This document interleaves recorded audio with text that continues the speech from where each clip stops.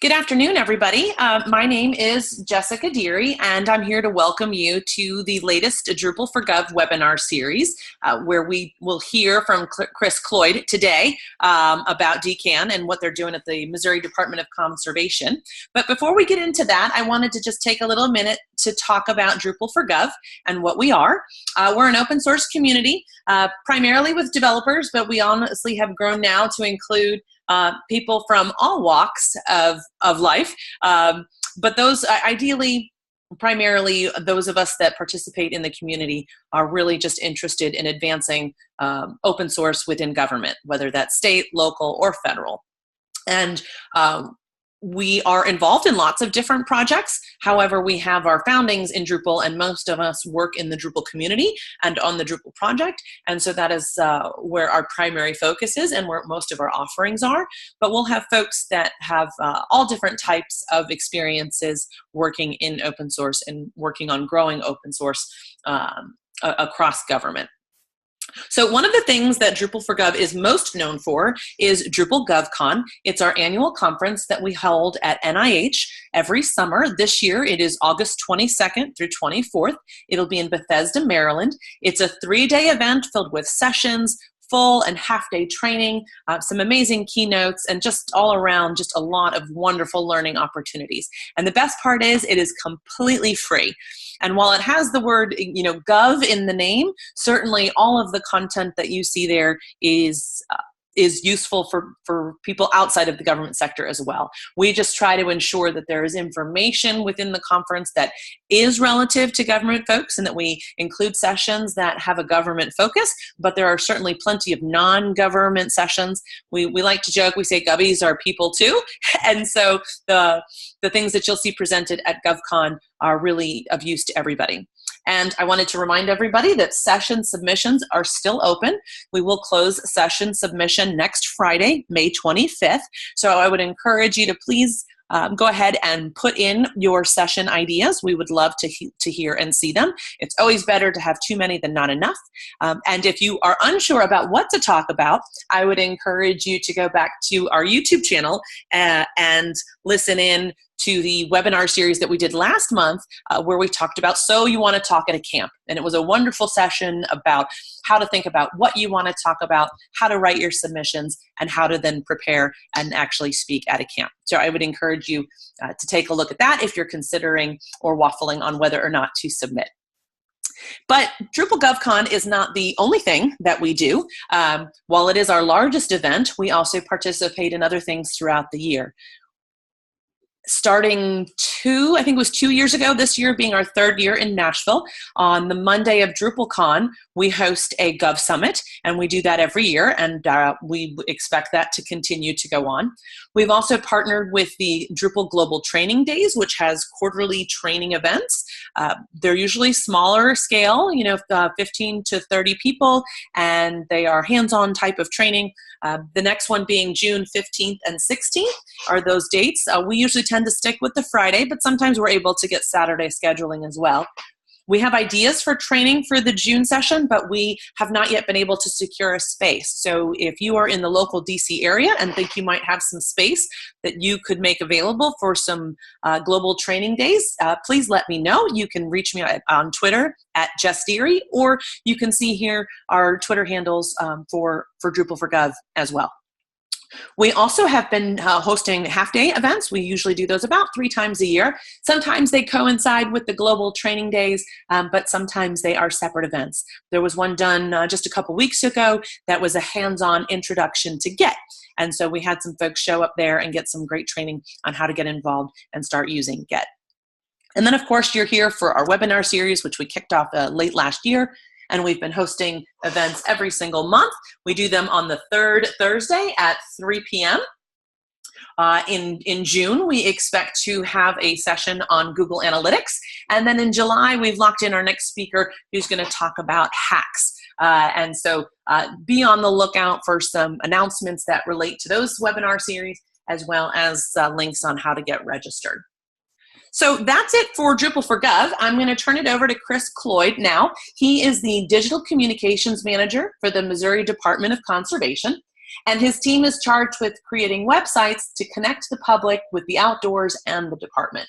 He's been building websites for around 20 years and has been working with Drupal for the past 9. So I'm just going to kick it over to you, Chris. It's all you. Thanks, Jess. Hi, everyone. Today I'm going to just do a high-level discussion of what my team did while creating a site that promotes the department's research.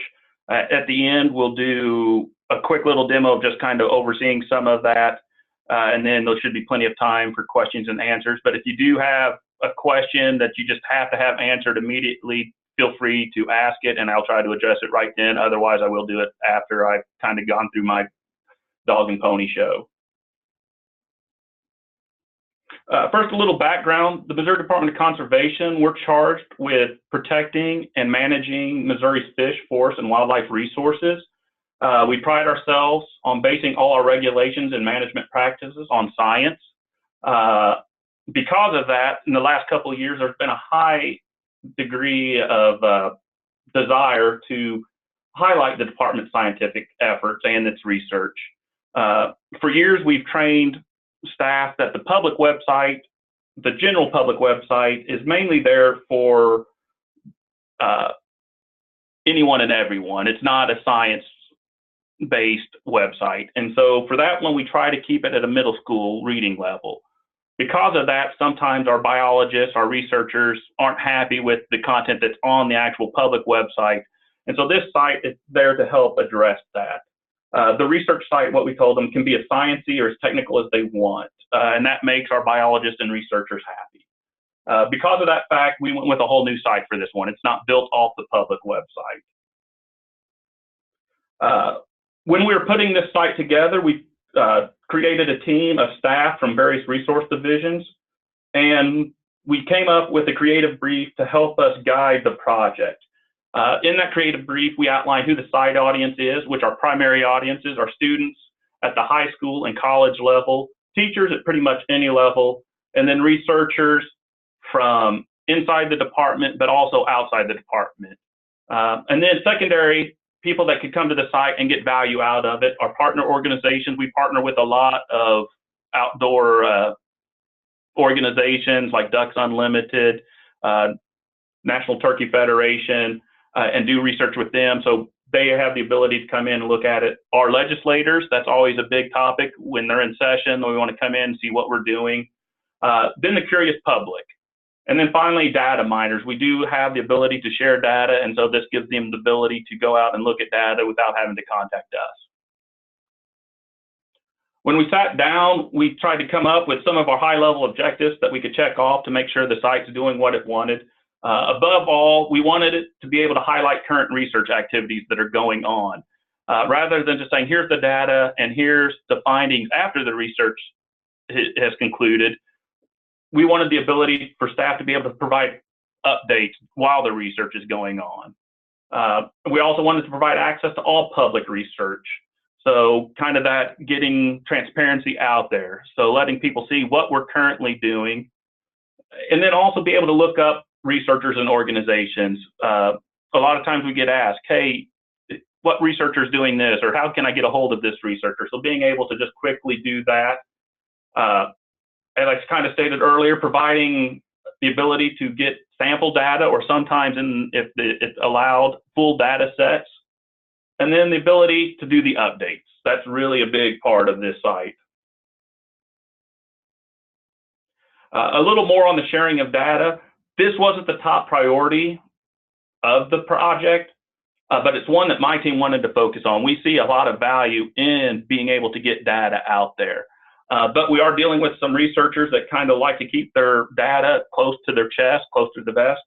And so we wanted to ease them into this. And so what you'll see today, there probably won't be a lot of data sets out there, but we're hoping as their comfort level grows, more and more data will become available.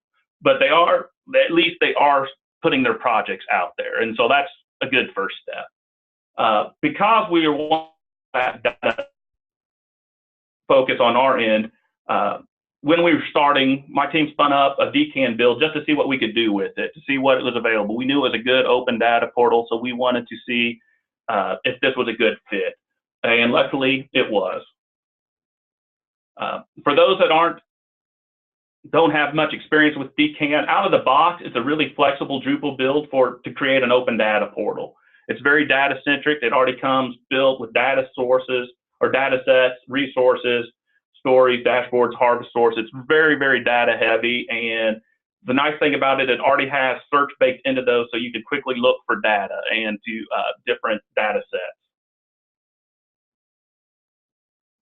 However, like I stated earlier, we're wanting a project-centric, where the project is the soul and the data is kind of just a child of the project.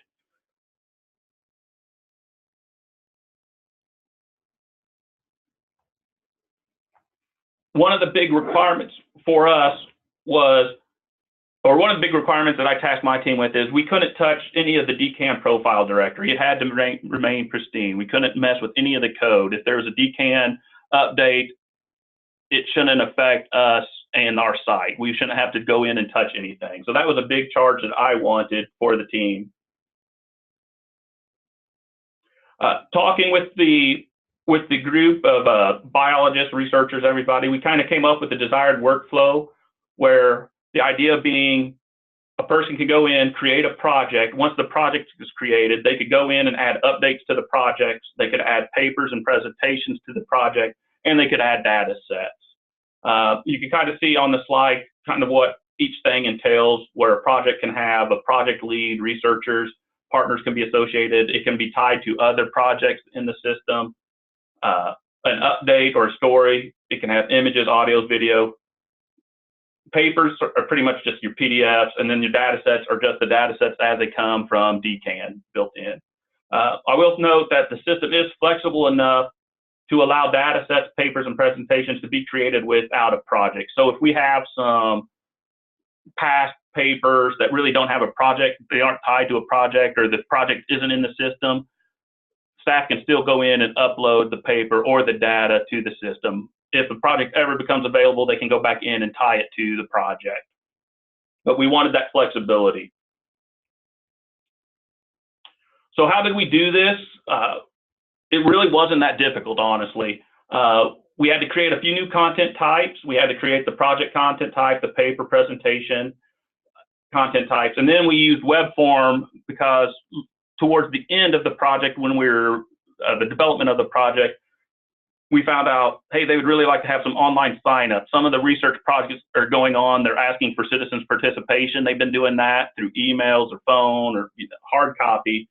And so we wanted to streamline that. And so those are really the content types we did. We did tweak the story content type that comes with DKAN, and all we did there was add a media field. So, and then themed it with a slideshow. They were wanting the ability to add a bunch of photos or a video or audio to the story. We did add a couple new vocabularies for the researchers and organizations, and that goes back to the desire of wanting the public to be able to look up researchers or organizations that we do research with. And then finally, we did have to develop a few custom modules. One of our standard practices on our sites is we create what I call a site helper module that just kind of does, it's kind of a catch-all or hodgepodge of just little functions that we have that help us on the site. And then I did create a custom module for mod terms that I'll discuss here in a little while. So one of the first big things what we did is with projects and having projects be the center of the universe. How we accomplish that is, in a lot of our sites, we use a module called node hierarchy. What that module allows us to do is organize other nodes underneath a parent node. And because we have already used that in the past, staff are kind of comfortable with, or they understand that whole parent-child relationship idea. And so we kept it for this site. And what you're seeing on the screen here is the kind of the node hierarchy view of one of our projects called Visitor. The project is Visitor Use at Nature Centers.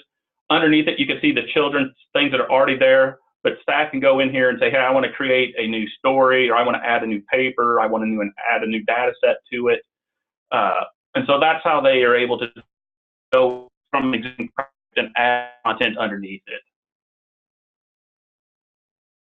Getting to the tags, DKAN off the bat already comes with topics, tags, and groups.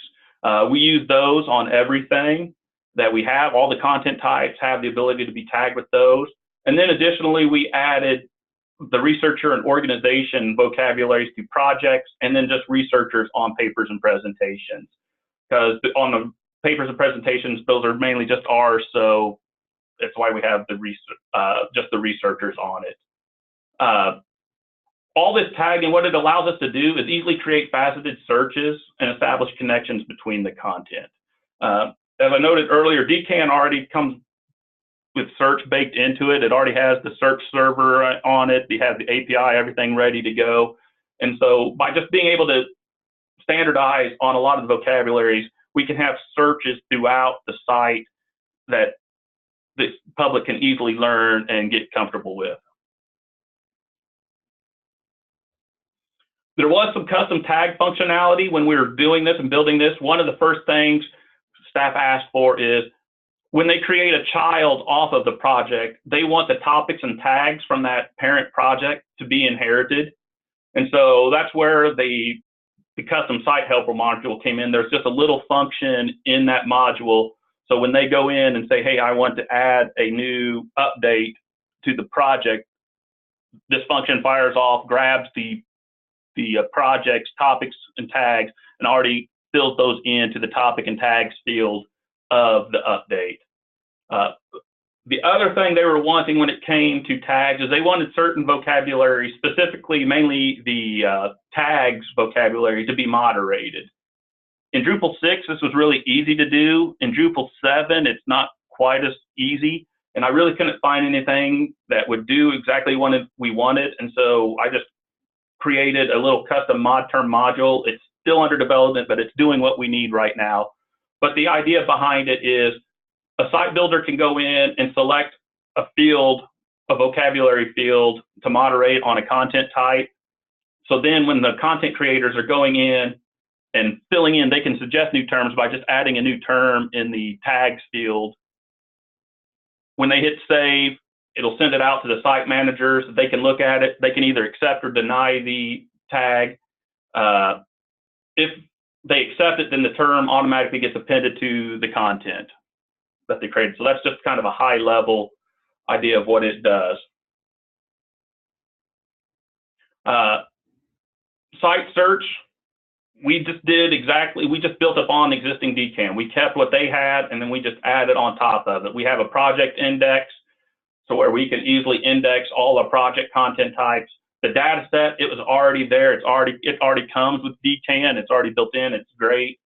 And then we did a paper index. One of the things staff asked for is having the ability to just search through papers really easily. And so we just created a dedicated paper that allows people to search on words, topics, tags. With this site, we came with a little bit of site governance. We mainly have 3 roles on the site. We have a content creator. They can pretty much add any content except for topics, but things they add to the site have to be approved. It has to go through moderation, and it has to get approved by the site manager. We also have an editor role. Pretty much they can't create any content, but they can edit content. And once again, except for topics. Topics we have pretty much locked down. That's our top level organization of everything. And so to add a new topic, it has to go through a vetting process, and then it'll only be added by the site manager or someone like myself who's a site administrator. And then you have the site manager, and those are the ones at the top level. They review all the content, they approve the content, they can add a new topic, and they can pretty much do it all without approval. It doesn't have to go through a moderation process. And this is all done by modules that already come with the DKAN build. It's the workbench moderation and the organic groups, and then just with the standard role and permission setup that you would do in any Drupal build. A few of the other tweaks we did on it, we have a one-click feature on the homepage. One of the things staff were wanting, they wanted to quickly be able to, in the feature banner, be able to quickly switch out projects on it. And so how we did that is we installed NodeQ, and so then the site manager can go to a specific project and click, hey, feature this on the home page, or if they want to remove it, they go to the project and click remove from home page. They also have the desire to subscribe for updates. So when a project gets updated, people are able to get a notification from the system. We use the Watcher module for that. Little caveat there, it's still kind of new to us. It appears to be working, but I can't speak 100% at how well it truly is going on it, but it does seem to be doing what we want it to. We do have SAML integration. The department uses Active Directory for everything, and so we use SAML integration so staff can just use their Active Directory accounts to log in and out. They don't have to have a separate account or remember a separate username and password. And then we did do a custom theme on top of it. DKAN and Radix and New Boot, they come with good documentation on how to develop a custom theme. And so we were just able to follow those instructions, create our own sub theme, and then with that, add a couple different variants on the panels, because DKAN does use panels, which I'm a big fan of. And so there's no temple variants, and there's some custom pages that we created just to get themes for certain different content types.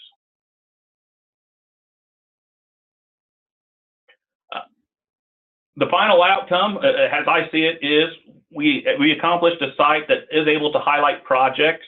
Staff can go in, quickly add projects. They can highlight projects.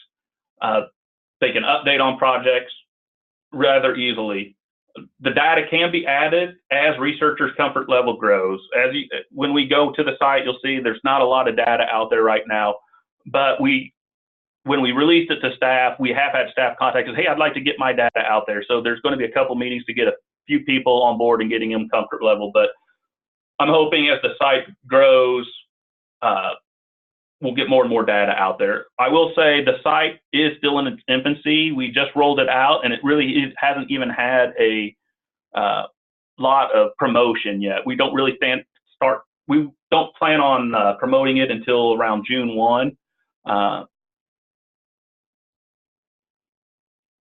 And then the other thing is the staff that are working on the site, they're really happy with it. And so they're now working on backfilling for past research as time allows. So right now the site has all the current projects we're doing, but they're wanting to go back and showcase all the past projects. So then this becomes an actual project portal for all the research we've done in the past 50 years.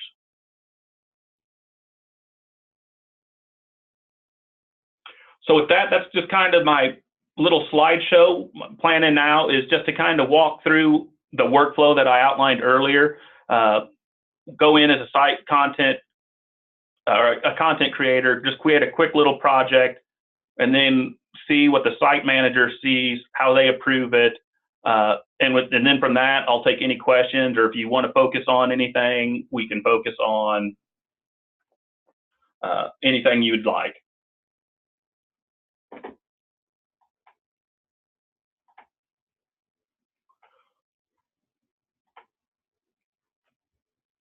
So when a content creator first logs in, it gets kind of to their standard little page where they can see their content. They can look through it. How we have it set up is they could go up to the top on the admin bar and click add a project.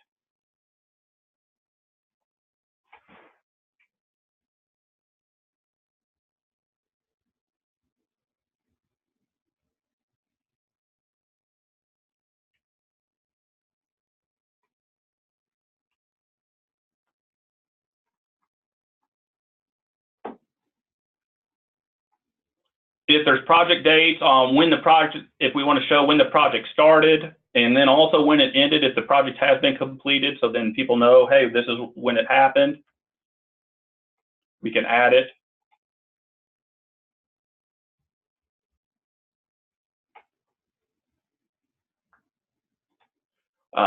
The project lead, the researchers, that is all pulling from the researcher vocabulary. So staff can go in and find the researchers they want.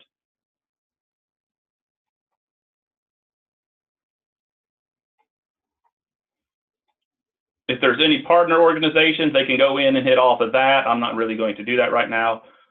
The project does have the ability to add an image, just kind of a main project image, or if there's an embed, a lot of our research has maybe a GIS map, and so they're able to embed an ArcGIS map here that they want to display right on the main project page. Here's our topics. Once again, how I noted earlier, the topics really can't be touched. It's pretty locked down, but the tags is where it's free forming, and they have the ability to go in and use tags that are already there. But then if they want to suggest one, they could go in and go ahead and type it.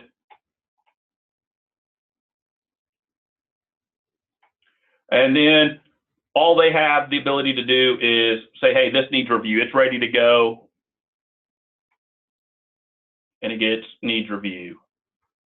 So the project's out there, it'll say, hey, the term Drupal for Gov has been sent for approval, and then the Drupal for Gov demo has been created. So that's pretty much the content creator. On the manager side, if we go to their workbench, this is kind of just the standard. If people have used workbench moderation, there's really nothing fancy here. But we can go ahead and say, yeah, hey, I'm not going to review it because I just created it. I'm just going to change it for publish. But they also have the ability to go up and see what terms they can approve or disapprove or deny. I will note on that, when new terms get added or need approval, the site managers are notified. The system will notify them, hey, new terms have been added to the site that you need to go in and approve, and it'll take them to here, and so they can either approve. So I'll approve this one. Oh, awesome. I mean, of course, during a demo, you'll have to get a few notices.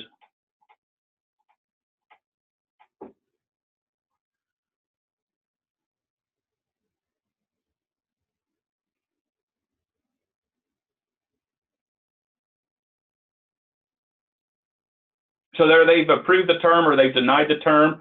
Once again, once they do that, if they approve the term, the system will send out a notice to the user who created the term and say, hey, your term has been accepted. If it's been denied, the system will send out a notification saying, hey, your term's been denied. Then if we go back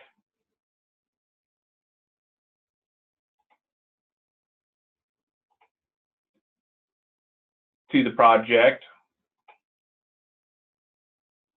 we'll look at it, and I forgot, if I pull it up here while you'll notice when it's saved, only the dir tag came through. The Drupal for Gov tag didn't go out here because it had to go to approval.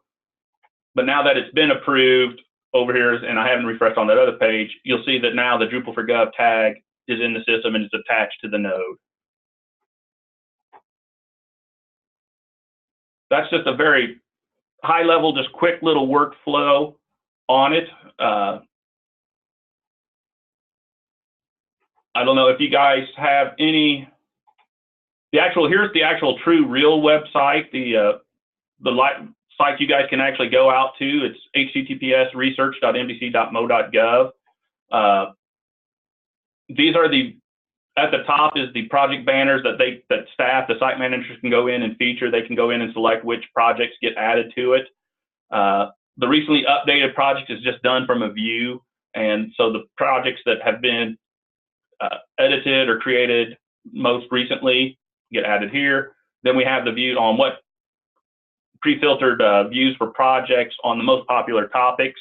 So the topics that have been used the most, if you click on it, it will take you to the projects with those pre-filtered out there. So you can see we have quite a few human dimension projects right now in the system. It's probably our most popular topic. And then we have projects by division. Currently we have 6 divisions that have research in the system. And so if we wanted to just see resource science, of course, is the rock star of this group. We click on it, we can see here's all the projects done by the resource science or that they're in charge of. We can filter it by the topics. We can filter it by the tags. Pretty much your standard faceted search. I kind of touched on this earlier. We have a couple right now out there, projects out there that are asking for help from citizens. And so that's where we use the web form. They can click on it. We can provide the information, go to it. Researchers, you can look through the system to see MDC researchers of a certain topic. So I want to see all our MDC researchers that are biometric researchers. And you get the list with their email address. So if you needed to contact them, the same with organizations, what topics they've been tagged with. And as you can see, since staff haven't really tagged the organizations with the topics, that's something we'll probably touch on with them. So they go back in and do it. But you can see if the universities we work with and the organizations that we work with.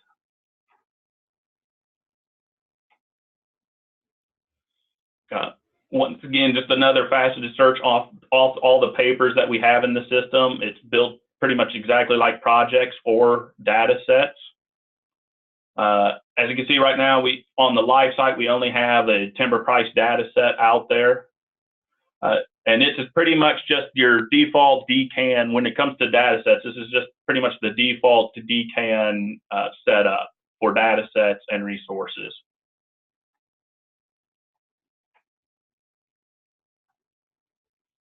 And with just a quick little preview of this data set.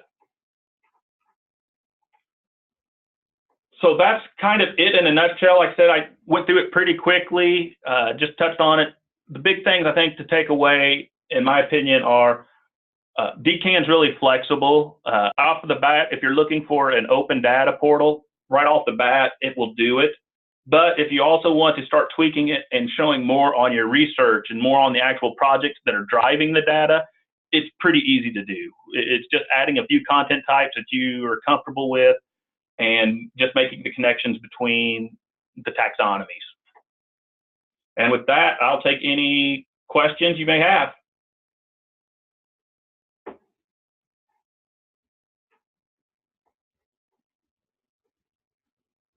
So by default, everybody is on mute, but you should be able to, you should have the authority to go ahead and unmute yourself. If you've got a question, go ahead and unmute yourself and ask it, or feel free to type into the chat box.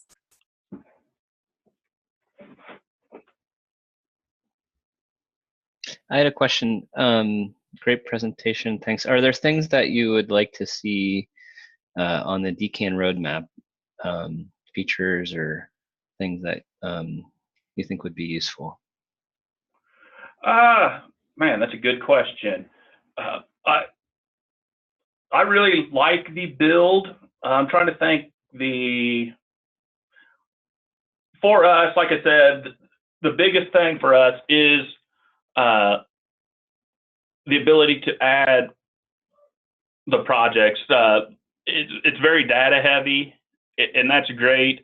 But having a little focus on the things that is driving the data and just not having the data set out there, but actually having, and you have stories coming, you have stories with DKAN right off the bat, but being able to make the connections a little easier between the two, or the relationship between the two, is probably why we brought in the node hierarchy module. So we could make those connections and see those connections really easily. But overall, I think DKAN's a really solid build.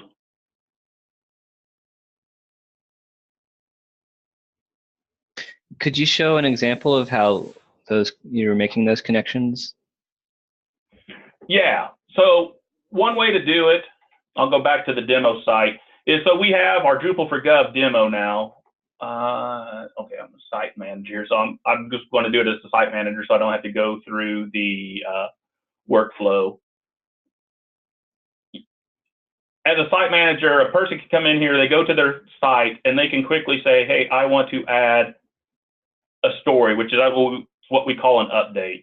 So we hit that, it automatically attaches it to this project, and I can say, Drupal for Gov update. Once again, I can have an image, just a main image, or below I can do the media field.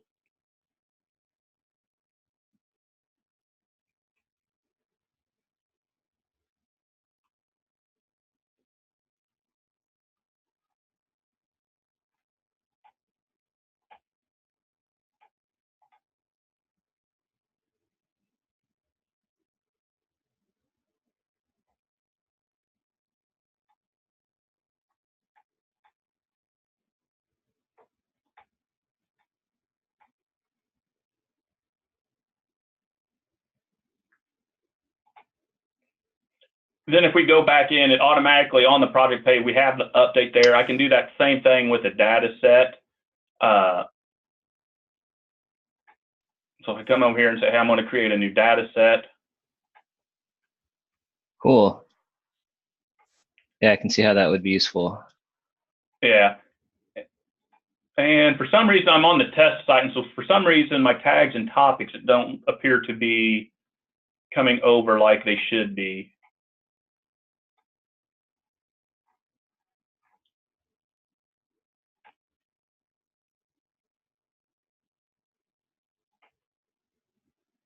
And so, well, right now I don't have the data. Oh, I didn't publish it. And so, but if I had published it, then the data set would have been here. And so then there's just that connection to all of the information in one location.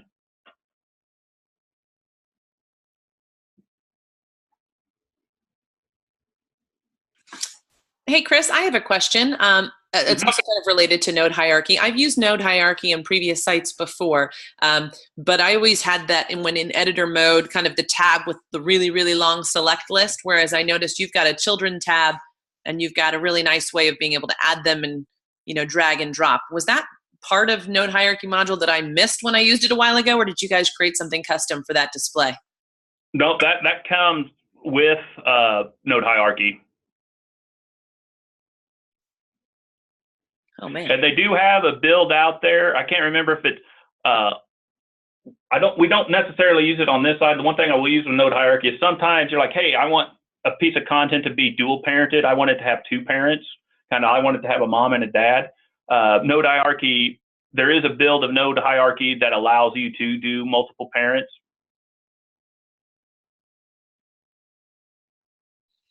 Thank you. I'll have to take another look.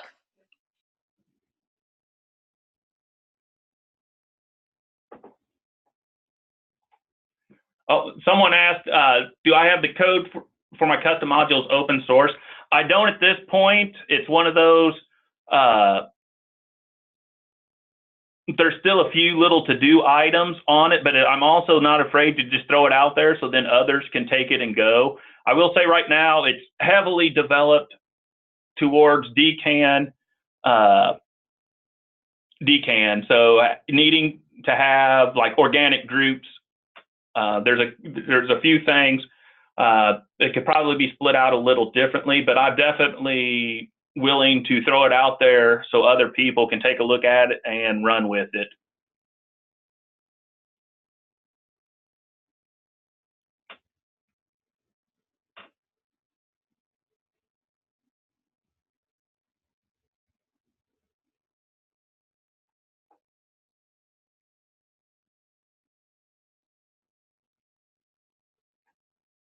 Man, this is an easy group.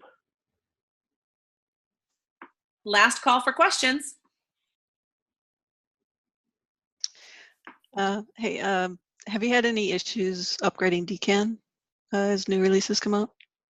No, we haven't. We house our stuff on Pantheon, and it seems like the DKAN group has done a really good job of, you know, the last couple of months here, we've had a couple high security updates, and they have them pretty timely. We've been able to just roll them in, and we really haven't had to fix anything on our end. And I think that really helps us on not messing with any of the DKAN profile. We just add on top of it in our site's default or all directory. But the DKAN team seems to be really on top of getting, when there's a security build that needs to be done, they have it out there pretty quickly, and we've been able to update no issues.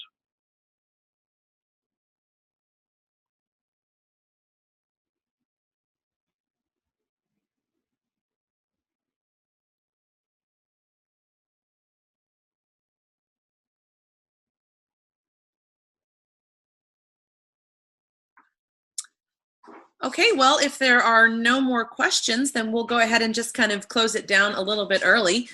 Chris, thank you so much for your presentation. Very well received. I learned a lot. I'm sure everyone else did as well.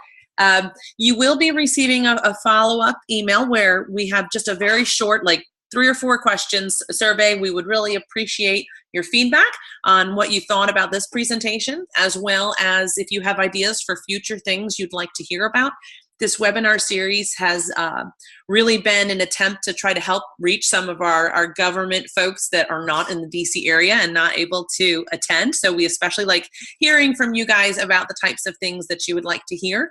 In addition, if you know someone that wanted to attend this session but was unable to do so, please note that in the survey that comes out, we will also have a link to the recording. We try to record all of our webinars and we put them up on our Drupal for Gov YouTube channel. There's a webinars playlist where you'll be able to capture this one as well as any others that you have seen. So I will just leave this open for just another minute or two if people have any last minute questions, but otherwise, thank you to Chris. Thank you everybody for attending, and we will see you next time.